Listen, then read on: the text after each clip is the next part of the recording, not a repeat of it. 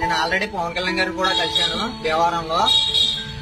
నాకు చాలా మంది అన్నారు అలాగా, నువ్వు పవన్ కళ్యాణ్ పార్టీలో లేచిపో, నువ్వు మా కులమోడివి బయట కులమోడికి సపోర్ట్ చేస్తానంటే అని అన్నారు. నేను ప్రతి బర్త్డేకి పవన్ కళ్యాణ్ గారి పుట్టినరోజుకి ప్రతి బర్త్డేకి నేను మా బ్యాగ్ లో కటౌట్ కట్టేస్తాను, కేక్ కట్ చేస్తాను. తాడేపల్లిగూడని రోడ్డు మీద ఎంతైతే కంపార్ట్మెంట్ లో పడుకున్నారో అంతమందికి భోజనాలు కూడా పెట్టేస్తాను నా సొంత డబ్బులతో. ఇదే మాట నా అనుకున్న వాళ్ళు చెప్తే నా అనుకున్న వాళ్ళు ఒకటే మాట అన్నారు.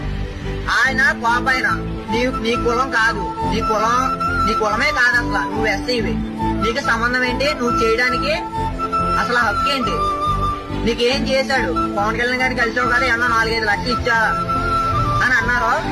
కానీ నేను అందరికీ ఒకటే చెప్తున్నాను, పవన్ కళ్యాణ్ అన్న గారి మాట నేను ఒకటి మనసులో పెట్టుకున్నాను.